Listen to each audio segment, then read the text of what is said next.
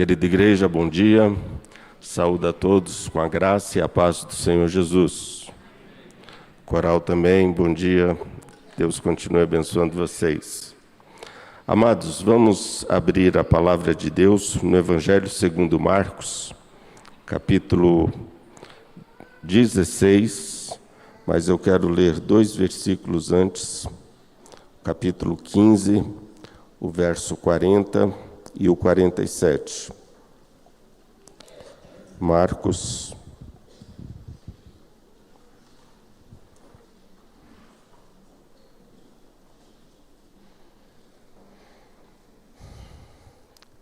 15, 40, nos falam das mulheres que estavam ao pé da cruz. Nos diz que estavam também ali algumas mulheres observando de longe, entre elas Maria Madalena, Maria, mãe de Tiago, o menor, e de José e Salomé. Verso 47 do capítulo 15. Ora, Maria Madalena e Maria, mãe de José, observaram onde ele foi posto. E a ressurreição de Jesus, no capítulo 16, versículos de 1 a 11. Passado o sábado, Maria Madalena, Maria, mãe de Tiago e Salomé, compraram aromas para irem embalsamá-lo. E muito cedo, no primeiro dia da semana, ao despontar do sol, foram ao túmulo. Diziam umas às outras: quem nos removerá a pedra da entrada do túmulo? E olhando, viram que a pedra estava removida, pois era muito grande. Entrando no túmulo, viram um jovem assentado ao lado direito, vestido de branco, e ficaram surpreendidas e atemorizadas. Ele, porém, lhes disse: não vos atemorizeis. Buscais a Jesus, o Nazareno, que foi crucificado. Ele ressuscitou, não está mais aqui. Vede o lugar onde o tinham posto. Mas ide, dizei a seus discípulos e a Pedro, que ele vai adiante de vós para a Galiléia. Lá o vereis como ele vos disse. E saindo elas, fugiram do sepulcro, porque estavam possuídas de temor, e de assombro, e de medo, e nada disseram a ninguém. Havendo ele ressuscitado de manhã cedo, no primeiro dia da semana, apareceu primeiro a Maria Madalena, da qual expelira 7 demônios, e partindo ela, foi anunciá-lo àqueles que, tendo sido companheiros de Jesus, se achavam tristes e choravam. Estes, ouvindo que ele vivia e que fora visto por ela, não acreditaram. Palavra do Senhor sobre a ressurreição de Jesus. Não podia ser diferente, né? Falarmos nessa manhã sobre a ressurreição do Filho de Deus. O Evangelho de Marcos, que nós acabamos de ler, é o mais antigo relato que nós temos da vida e da morte do Senhor Jesus Cristo. Marcos foi o primeiro evangelho a ser escrito, embora na nossa Bíblia Mateus apareça em primeiro lugar, mas cronologicamente Marcos vem antes. E Marcos, ele tem o mais antigo relato acerca da Páscoa. Pedro, por meio de Marcos, está narrando a manhã daquele domingo e o que aconteceu na manhã daquele domingo. Sabemos que sem o domingo de Páscoa, nós não teríamos conhecido a história de Jesus, todo o seu passado e todo o seu significado. Sem o domingo de Páscoa, nem haveria a sexta-feira da Paixão, porque não existiria nenhuma comunidade para lembrar e dar sentido à sua morte. A morte de Cristo não teria sentido sem a sua ressurreição. Portanto, ao falarmos da ressurreição de Jesus Cristo, nós devemos ver também a importância do seu sepultamento. Era necessário que Jesus fosse sepultado. nós podemos notar, e nós vamos notar, que na época de Jesus, um criminoso, ele não tinha esse ritual do seu sepultamento. Ele nem era sepultado, ele era jogado em uma vala de qualquer forma. No caso de Jesus, eles também queriam que o seu sepultamento fosse tão vergonhoso quanto a sua morte. E eles o sepultaram junto a um criminoso, como se fosse um deles. É isso que o povo queria. Mas Deus, graças a Deus, tinha outros planos. Jesus foi sepultado. E o sepultamento de Jesus era uma prova de que, de fato e de verdade, aquela pessoa morreu. Os romanos não teriam entregue o corpo de Jesus a José e a Nicodemos se ele não tivesse morrido. Marcos, no capítulo 15, nos mostra José de Arimateia como uma testemunha ocular da morte de Jesus. Marcos, capítulo 15, também nos mostra aquele centurião que estava de frente a Jesus, que presenciou a sua morte. E ele deu esse testemunho a Pilatos. Era um testemunho legal, porque era uma testemunha de uma autoridade legal romana ali diante de Jesus. Marcos também, Marcos também, além desses, nos mostra três mulheres citadas pelo nome como testemunhas oculares da morte de Jesus Cristo. E são as mesmas mulheres que estavam ali ao pé da cruz, vendo a crucificação de Jesus. E essas mesmas mulheres, elas presenciaram não só a morte de Jesus, mas também o seu sepultamento. Elas estavam presentes ali, vendo José de Arimateia sepultar a Jesus. Ou seja, elas sabiam exatamente aonde Jesus foi sepultado e o que aconteceu. Vejam aí em Marcos capítulo 15, no verso 47 que nós lemos, nos diz: ora, Maria Madalena e Maria, mãe de José, observaram onde ele foi posto. Foi, irmãos, um testemunho histórico incontestável de que Jesus, de fato, morreu. Tendo dito isto, vamos ver, então, a importância da ressurreição de Jesus Cristo. A morte de Cristo não foi algo ilusório, mas foi algo real, conforme nós acabamos de ver. O versículo 1 de Atos de Marcos 16 nos diz: passado o sábado, Jesus ressuscitou no primeiro dia da semana, em um domingo tal qual esse. A narrativa da ressurreição não é um evento isolado, mas ele está de modo específico relacionado à morte e ao sepultamento de Jesus, ou seja, aquele que ressuscitou é o mesmo que foi crucificado.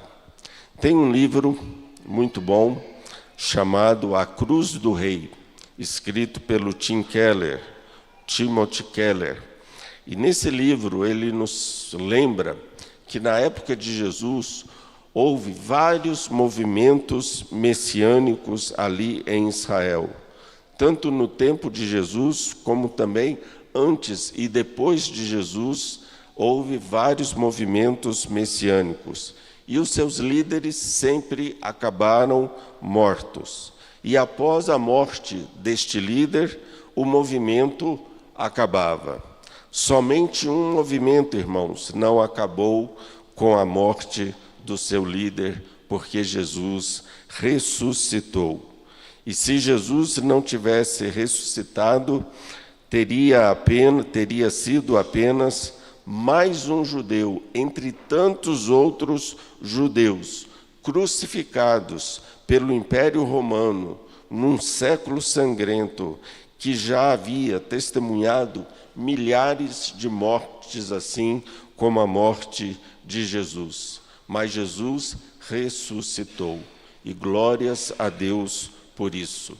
Paulo fala na sua carta aos Coríntios, que se Cristo não ressuscitou, é vã a nossa fé e a nossa pregação. A diferença da nossa fé cristã está naquilo que aconteceu após a morte de Jesus. Ele ressuscitou.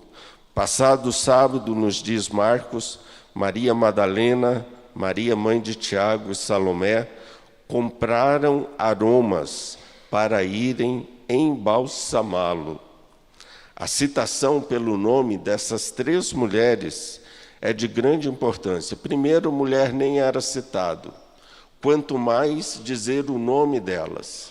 E aqui no Evangelho de Marcos, as 3 mulheres são citadas e ainda são citadas pelos seus nomes. Vejam que nós temos aí uma grande importância que Marcos dá a essas mulheres como testemunhas oculares da ressurreição de Jesus.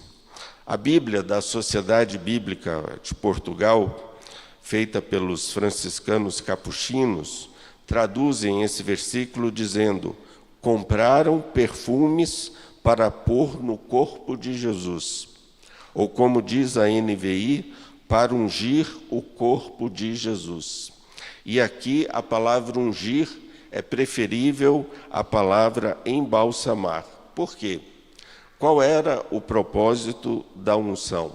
O propósito da unção não era embalsamar, ou seja, impedir que o corpo entrasse em composição, como muito bem faziam os moradores lá do Egito. Mas a ideia de ungir era a ideia de perfumar o corpo que estava em decomposição e já cheirasse mal. Era um ato de devoção.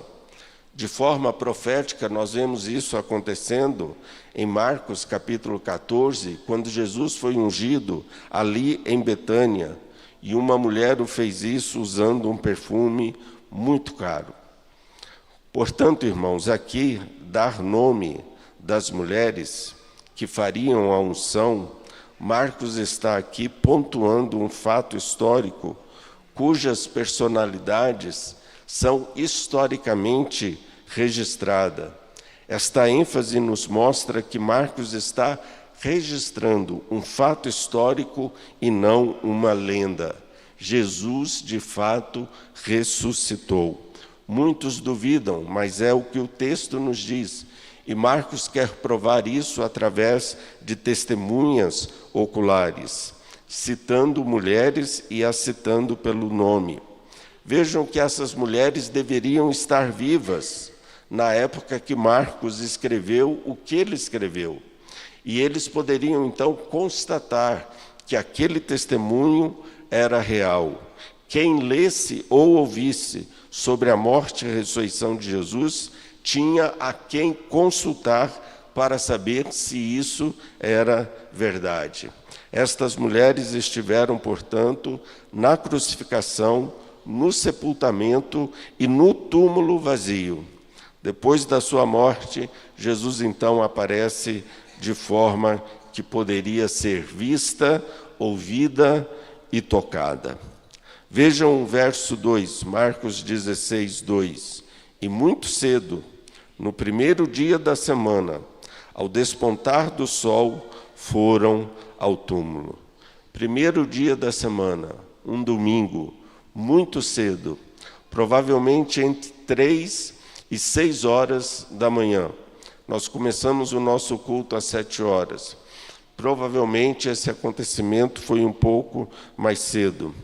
E provavelmente ainda era noite no momento em que elas foram ao túmulo, muito provavelmente por medo, porque elas não queriam ser vistas pelos romanos e também por alguns judeus. Então essa narrativa de Jesus ressuscitar no primeiro dia da semana nos remete ao primeiro dia da criação. Com a ressurreição de Jesus, começa uma nova criação, conforme nos diz Paulo, a criação definitiva, a partir do segundo Adão, que é o próprio Senhor Jesus. e a partir do segundo Adão, a nova criação começa a ser formada. Ao lermos esse texto, ao lermos esses capítulos últimos do Evangelho de Marcos, nós estamos, na verdade, lendo os primeiros capítulos de uma nova história. E lendo o fim desses livros, nós lemos o começo de uma nova história que Deus está escrevendo, fazendo nova todas as coisas e trazendo esperança, esperança de vida e paz eterna. Notemos, quando nós lemos esse relato de Marcos, notemos que não havia nenhuma expectativa deles encontrarem Jesus Cristo ressurreto. Ninguém estava esperando que Jesus ressuscitasse. As três mulheres, aquelas mulheres e os próprios discípulos não tinham essas expectativas. Veja que no texto, todas as preparações destas mulheres as deixam despreparadas para a realidade com a qual elas se deparam, o túmulo vazio. Aquilo que tinha a intenção de ser a última visita não passa, na verdade, de um início. E a visita ao sepulcro é uma ironia. Por que é uma ironia no Evangelho de Marcos? Porque aqui os vivos estão absorvidos com a morte, o caso dessas três mulheres, mas o crucificado está absorvido com a vida. As mulheres vão ao sepulcro já preocupadas em encontrar alguém para remover a pedra. Porque no verso 3, conforme nós lemos, as mulheres diziam umas às outras: quem nos removerá a pedra da entrada do túmulo? Porque elas tinham presenciado o sepultamento de Jesus. E elas viram que eles rolaram uma pedra muito grande para fechar ali a tumba de Jesus. E é interessante que só o Evangelho de Marcos nos mostra esse detalhe. Então veja que esse é um sinal de que as mulheres viram no sepultamento de Jesus aquela pedra sendo rolada para fechar a sua sepultura. E com a pedra e os guardas, essas mulheres não teriam acesso ali ao túmulo de Jesus. Mas o que acontece? Nós lemos no Evangelho de Mateus que aconteceu um grande terremoto. E com esse terremoto a pedra foi removida e os guardas desmaiaram. Mas em Marcos nós vemos que é Deus quem remove a pedra. E a remoção da pedra sugere que a ressurreição de Jesus, em todos os aspectos, é obra de Deus. Se ela foi removida por conta do terremoto, isso também foi obra de Deus. Mas Marcos deixa isso bem claro.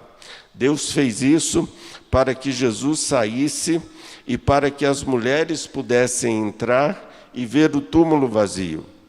Aquelas mulheres, embora amassem de forma muito afetiva a pessoa de Jesus, mesmo assim elas não criam na sua ressurreição. O Evangelho de Lucas nos mostra que essas mulheres estavam levando aromas para um corpo morto.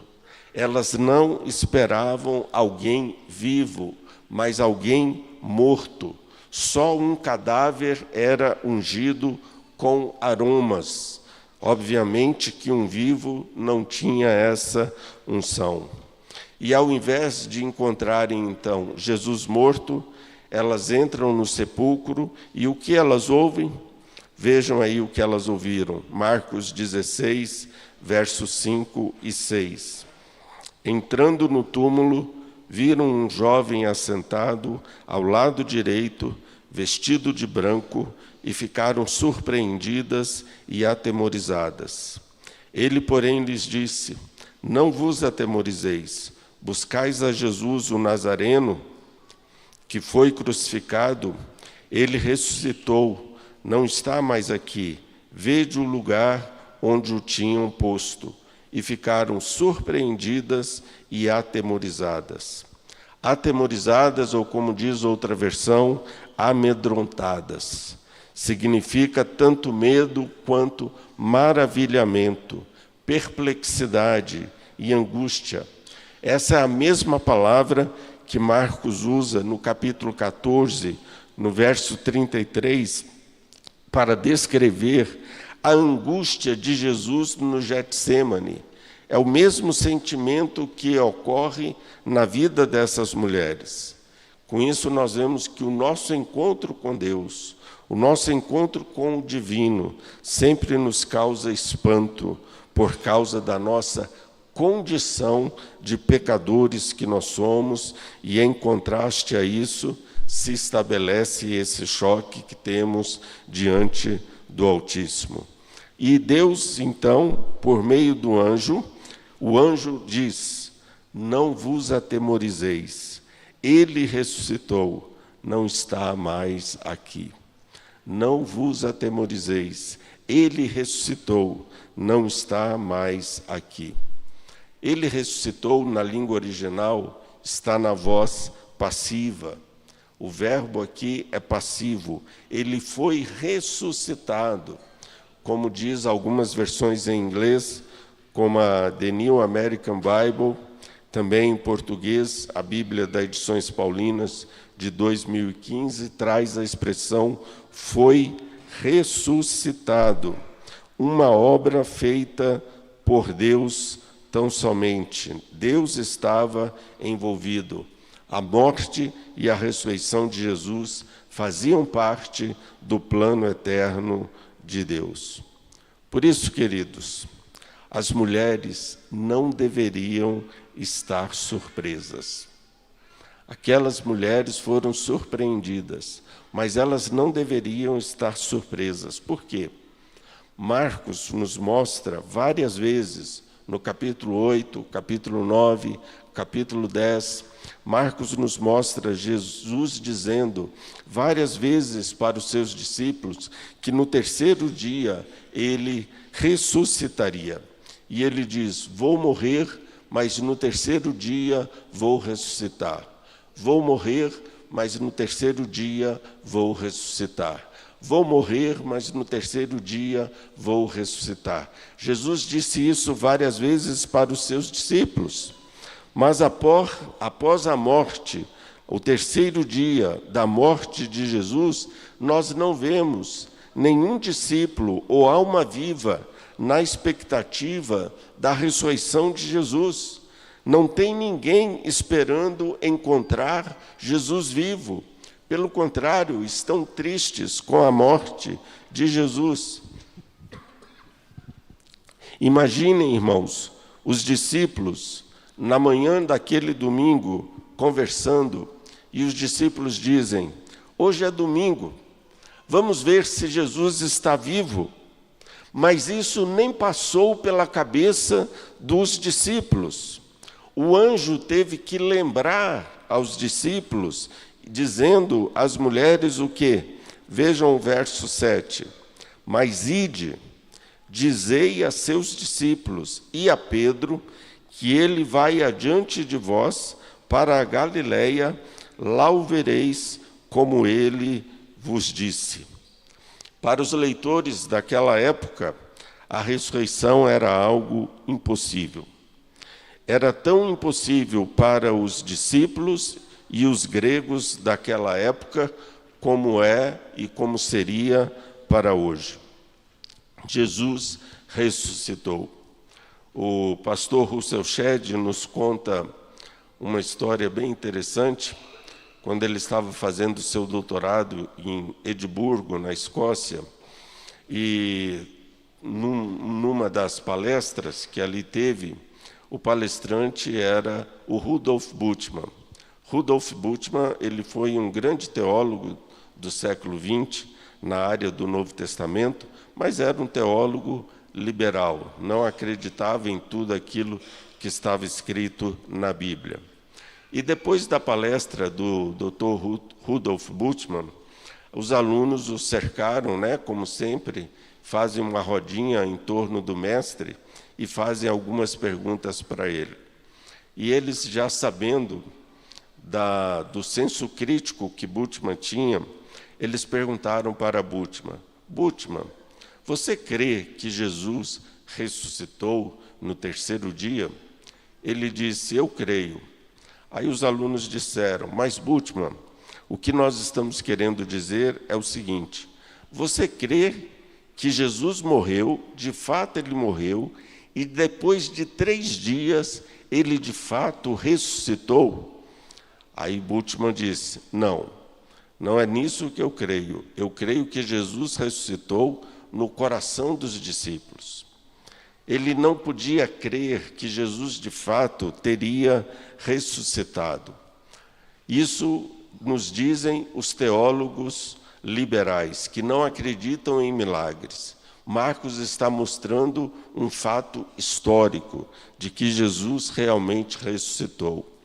Na época do Novo Testamento, bem no início, no século II, viveu um filósofo grego chamado Celso. Celso escreveu muito contra a fé cristã. E na mesma época de Celso, viveu também um teólogo cristão chamado Orígenes. E Orígenes escreveu um tratado chamado Contra Celso. E Orígenes nos diz que Celso vivia ali alfinetando por causa da fofoca das mulheres acerca do túmulo vazio. E Celso dizia que o cristianismo não poderia ser verdade porque o relato da ressurreição estava baseado no testemunho de mulheres. E todos sabem que as mulheres são histéricas. Palavra dele, né? Naquela época, para os irmãos terem uma ideia, naquela época, na sociedade, as mulheres eram marginalizadas e o testemunho delas não tinham muito crédito. Olha o que os rabinos diziam do testemunho das mulheres. Os rabinos diziam: melhor que as mulheres, melhor que as palavras da lei sejam queimadas que entregue às mulheres. O testemunho das mulheres não era creditado. Então nós podemos notar, então, à luz disso, aquilo que Marcos quer nos dizer com o testemunho das mulheres. Um testemunho histórico, vivenciado de forma ocular por várias pessoas. Uma característica, irmãos, da nossa sociedade é o que ou quem tem valor. E Jesus sempre nos surpreende com as suas escolhas. O amor de Deus é eletivo, e as suas escolhas não são baseadas naquilo que nós somos, mas naquilo que Ele é. Veja a escolha de Jesus nesse texto para ser testemunhada por quem? Por Maria Madalena. Maria Madalena foi a primeira pessoa que recebeu o evangelho da ressurreição. Maria Madalena, este é o nome que aparece nos 4 evangelhos. Maria também chamado Miriam, também chamado Marie, quer dizer amada, princesa, mulher de esperança. Isso é o que quer dizer Maria. Não só Jesus se apresenta primeiramente a estas mulheres, mas também ele se apresenta a essas mulheres e a Maria Madalena antes de Pedro e João. Na sua morte, Jesus, veja que interessante, na morte de Jesus, Jesus subiu ao céu com um ladrão. E na sua ressurreição, ele aparece primeiramente a uma mulher, Maria Madalena. Imaginem vocês, para um evento tão importante, Jesus poderia ter convocado a imprensa, ter convocado Pilatos, Caifás, Anás, os escribas para testemunharem a sua ressurreição, mas não, ele chamou uma mulher, ele chamou Maria Madalena. Notem que a ressurreição não é uma exibição impessoal feita diante das multidões, mas a ressurreição é vivenciada numa rede de contatos pessoais que Jesus tinha. E Maria Madalena, talvez, era a pessoa, além de ser mulher, era a mulher mais marginalizada entre todos os primeiros seguidores de Jesus. E Maria Madalena é a principal testemunha da ressurreição. A única informação que nós temos acerca de Maria Madalena é que ela tinha 7 demônios. Isso indica que ela tinha uma vida moral completamente desregrada, ou talvez um tipo de doença mental muito grave, mas seja o que for, ela era uma mulher dentro de uma sociedade patriarcal e, por isso, completamente marginalizada. No primeiro século, nós podemos então pensar, quem pensaria em apostar que Maria Madalena teria aquela participação tão especial na ressurreição de Jesus? Que coisa interessante, irmãos. Vocês já perceberam o quanto que nós damos importância a pessoas famosas em nossa sociedade? Sempre queremos estar ao lado de pessoas famosas. Já parou para pensar o quanto nós bajulamos os poderosos do nosso tempo? A nossa cultura nos ensina a nos dobrarmos diante dos poderosos. Cristo nos ensina a nos dobrarmos diante dos fracos, dos marginalizados, dos mais humildes, tal como Jesus fez na cerimônia do lava-pés. Isso deveria fazer-nos sentir desconcertados. Nem sempre, irmãos, nem sempre do céu Jesus está aplaudindo aqueles que nós aplaudimos e lhes oferecemos os primeiros lugares. Nem sempre Jesus está beijando a mão daqueles que nós beijamos. Nem sempre aqueles que aos nossos olhos são respeitáveis o são para Jesus. Paulo fala em 1 Coríntios 1, 26 a 28, que aqueles cujo testemunho é desconsiderado na sociedade humana são os primeiros a serem incluídos na sociedade divina. Jesus se revelou ressurreto primeiramente para Maria Madalena. O que isso nos ensina? Isso nos ensina acerca da graça de Deus. Maria Madalena é fruto desta graça. Ela foi alcançada quando não merecia, mas desesperadamente precisava. O amor de Jesus a alcançou. Queridos, a história de Maria Madalena é a minha história. A história de Maria Madalena é a nossa história. Nós somos fruto da graça de Deus, somos fruto do amor de Jesus. E o que isso significa em relação ao relato de Marcos? Significa que se Marcos tivesse inventado, ele não teria colocado como testemunha tais mulheres.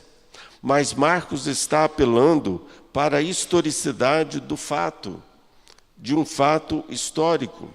As palavras amorosas de Jesus, vejam as palavras amorosas de Jesus contra a incredulidade dos discípulos.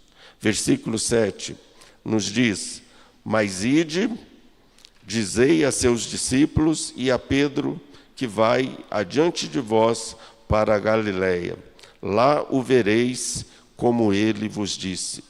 Jesus disse: olha, eu vou à frente de vocês, vou ficar esperando por vocês na Galileia. Vamos nos encontrar novamente. E Jesus aparece a várias pessoas, 1 Coríntios 15, 6 nos diz que Jesus apareceu para mais de 500 pessoas, de 500 irmãos, de uma só vez. E ele ainda diz, dos quais a maioria sobrevive agora, porém alguns já dormem. O que Paulo está dizendo? Olha, vocês podem consultar essas pessoas para quem Jesus apareceu. E eles vão relatar, então, o fato histórico da ressurreição de Jesus. Em Atos 1, versículo 3 e 4, nós vemos e lemos o seguinte: a estes também, depois de ter padecido, se apresentou vivo, com muitas provas incontestáveis, aparecendo-lhes durante 40 dias e falando das coisas concernentes ao reino de Deus. A ressurreição não foi uma alucinação. A ressurreição foi um fato histórico e verdadeiro, presenciado primeiramente por essas 3 mulheres. Quero concluir, irmãos, a nossa palavra. Temos aqui 3 grandes evidências da ressurreição de Jesus. A primeira, e a mais conhecida, o túmulo vazio. Eu já estive em Israel e quando estive lá, nós fomos num lugar onde possivelmente eles dizem, muitas vezes isso não passa de tradição, o túmulo vazio. Eu pude ver o túmulo vazio. Mas o túmulo vazio é apenas um dos vários fatos presentes na ressurreição. O túmulo vazio, ele não comprova a ressurreição de Jesus. É a ressurreição de Jesus que torna o túmulo vazio relevante. O que produz fé em nós não é o encontro com o túmulo vazio, mas é o nosso encontro com o Senhor ressurreto. Em segundo lugar, nós temos o testemunho de várias testemunhas oculares. E em terceiro lugar, nós temos o impacto disto a longo prazo na vida dos seguidores de Jesus. Vejam, depois de mais de 2000 anos, nós não estamos vivendo uma farsa. Nós estamos aqui hoje não somos frutos de uma farsa, mas de uma realidade. Jesus ressuscitou. A nossa fé não está baseada numa lenda. O grande erudito do Novo Testamento, do nosso tempo, o inglês N.T. Wright, ele nos diz: a morte, o sepultamento e a ressurreição de Jesus não são meras ideias ideológicas, mas o fundamento para uma nova maneira de viver no mundo e para o mundo. A ressurreição de Jesus foi um fato, foi a pena cumprida por Cristo. O que acontecia? Depois que um criminoso cumpre a sua pena na cadeia, a lei não tem mais o que reclamar dele. Agora ele está livre. E Jesus veio ao mundo justamente para pagar a pena pelos nossos pecados. Havia uma sentença infinita, mas Jesus a pagou por completo. No domingo de Páscoa, Jesus foi libertado. E Tim Keller, no seu livro A Cruz do Rei, ele nos diz que a ressurreição foi o modo de Deus bater na história um carimbo escrito: pena cumprida, para que todos o soubessem. Com isso, o Evangelho de Marcos nos diz: Jesus de fato ressuscitou, Jesus de fato é Filho de Deus, Jesus de fato é o verdadeiro e perfeito Rei, Jesus de fato veio ao mundo para morrer em uma cruz por nós. Significa que a morte de Jesus trouxe vida para nós. Não há morte para aqueles que estão em Cristo Jesus. Significa que a ressurreição de Jesus é a garantia da nossa ressurreição. Vamos ressuscitar, vamos ter vida eterna. Significa que o primeiro dia da semana, Jesus está recriando em si todas as coisas e fazendo de nós uma nova criação, dando a nós a esperança de um novo céu, uma nova terra.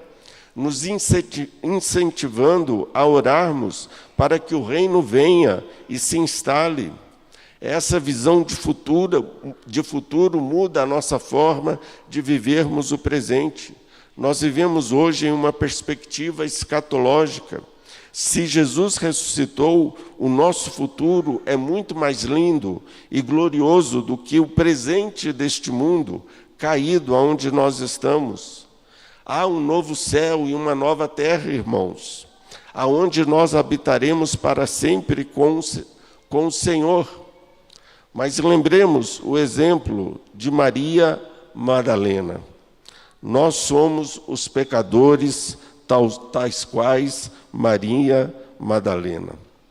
Foi a Maria Madalena que o Evangelho do Senhor ressuscitado foi pregado pela primeira vez. Uma marginalizada e endemoniada, liberta e salva pelo Evangelho. Veja que interessante. Jesus, ao morrer, ele sobe ao céu com um ladrão marginalizado e convertido. Jesus, ao ressuscitar, ele aparece a Maria, uma endemoniada, marginalizada, mas convertida. Nós somos esse ladrão, nós somos essa Maria Madalena. Jesus, ele veio para os doentes, para os pecadores, como Maria Madalena, como você e eu. Jesus ressuscitou por estes, por aqueles a quem ele quis amar. Jesus veio para nos tirar de um estado de morte para a vida. Todos nós somos atingidos pelo pecado, pela natureza caída, mas em Cristo nós somos feitos nova criação e aguardamos um corpo ressurreto, um novo céu e uma nova terra. A ceia, que vamos participar dela agora, é uma lembrança da eternidade que nos aguarda, quando estaremos para sempre com Jesus. Maranata, Maranata, Maranata. Aquele que ressuscitou voltará para nos buscar e nos congregar com Ele, quando juntos, então, cearemos com o Mestre. Deus nos abençoe, queridos. Uma feliz Páscoa a todos. Amém.